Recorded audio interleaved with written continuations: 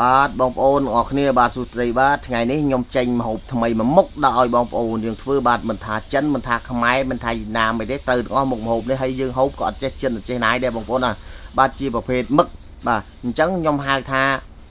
មឹកបំពងអប់ទឹកពេញប៉ោះបាទសង្ឃឹមថាបងប្អូនស្ដាប់តន់ណាបងប្អូនណាបាទហើយចែករំលែកទាំងអស់គ្នាចែកជូនបងប្អូនមើលបាទពីព្រោះឲ្យមុខម្ហូបនេះសម្រាប់អ្នកដែលនិយមទឹកត្រជាក់ទឹកក្តៅបាទហូបបាយអីបើថាពិសេសទឹកត្រជាក់ទឹកក្តៅស្រាសស្រាខ្សោយស្រាខ្លាំងអីត្រូវណាស់បងប្អូនបាទឥឡូវយើងទៅធ្វើគ្រឿងទាំងអស់គ្នាបងប្អូនណាបាទម្សៅស៊ុបមួយឡាព្រាមកបាទប៊ីចេងកន្លះឡាព្រាមកបងប្អូនបាទក្រៅមកទៀតស្ករកន្លះឡាព្រាតិចមក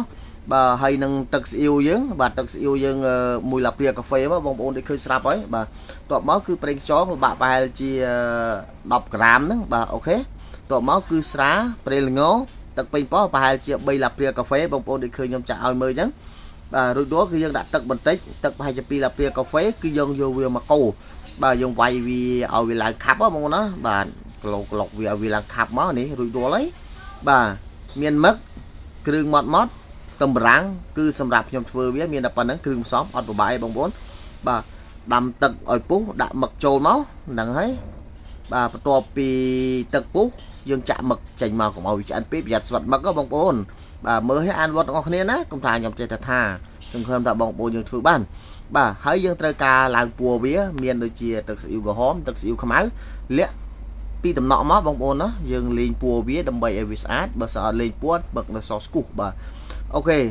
រួចរាល់ហើយបាទបន្ទាប់ពីយើងប្រឡាក់មឹក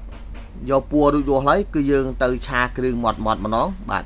ដូចជាកន្ទឹមបារាំងនេះឯងបាទគឺយើងត្រូវការឆាវាដើម្បីឲ្យវាឈ្ងុយឆាវាយកទៅដាក់រីបពីក្រោមមឹកបងប្អូនបាទឥឡូវយើងឆាវាខ្វល់បើកភ្លើងក្រៅវាឈ្ងុយហើយអូខេឥឡូវគឺយើងអាចដាក់ចានបានហើយបងប្អូនណាដាក់ចានមកឲ្យវាឈ្ងុយហ្នឹងហើយប៉ណ្ណឹងរួចរាល់ឲ្យគេរៀបយើងមកបំពងមឹកបាទឥឡូវយើងខ្លាញ់ក្តៅគឺយើងដាក់មឹកចូលបំពងប្រហែលជា2នាទីបងប្អូនបាទកន្លែងហ្នឹងដោយសារវាយូរពេកអញ្ចឹងខ្ញុំទាមទារកាត់វីដេអូចោល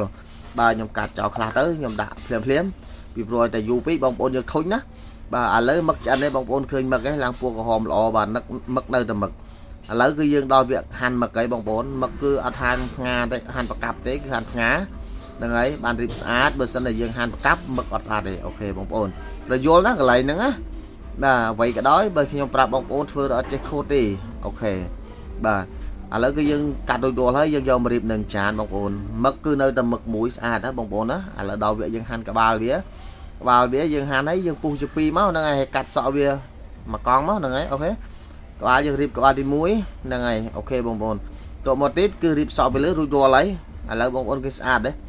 យើងតែធ្វើគ្រឿងទាំងអស់គ្នាយើងឆាគ្រឿងវាឈ្ងុយមកបងប្អូនបាទបន្ទាប់មកដាក់ទឹកដែលយើងធ្វើមិញយើងផ្សំគ្រឿងពីមុននោះកូរវាឲ្យពុះថែមទឹកបន្តិចបាទថែមទឹកបន្តិចហ្នឹងមករួចរាល់ហើយបើបងប្អូនចង់ដាក់ម្សៅឆាក៏ដាក់បើអត់ក៏អត់តែខ្ញុំត្រូវការលាយម្សៅឆាបន្តិចឲ្យវារាងស្អិតណាបាទឲ្យវារាងខាប់បន្តិចយើងមកហូបចិនគឺត្រូវការម្សៅឆាអត់ចោលទេបាទប្រភេទចិនកតាំងហ្នឹងបាទអូខេរួចរាល់ហើយខ្លាញ់បន្តិចចុងក្រោយយើងអាចឡើងទៅពីលើមឹកបានទេបងប្អូនណាស្រោចពីលើមឹកបាទបងប្អូនឃើញអត់ម្ហូបនេះដែរគឺពេញនិយមណាស់សម្រាប់បងប្អូនយើងមិនថាខ្មែរមិនថាចិនទេធានាថាឆ្ងាញ់ធានាថាបងប្អូននឹងហូបអត់ចេះចិនអត់ចេះណាយទេបាទអរគុណច្រើនបងប្អូនបាទវីដេអូហ្នឹងគឺមានតែប៉ុណ្្នឹងទេគឺសម្រាប់ខ្ញុំចែករំលែកបង